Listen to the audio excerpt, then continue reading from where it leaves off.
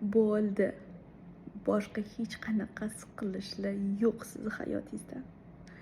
Bu daqiqadan boshlab sizni hayotingiz faqat baxtli bo'ladi.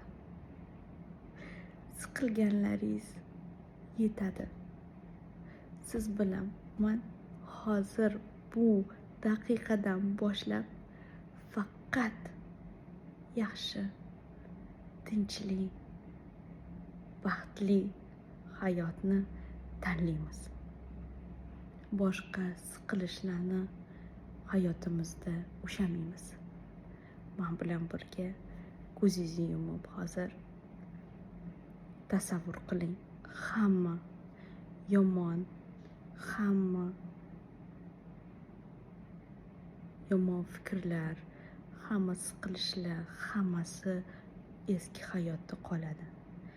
Bu daqiqadan boshlab biz faqat yaxshilik va zo'r hayotni yashaymiz. Men siz bilan har doim menga obuna bo'ling va har doim sizga eslatib turaman.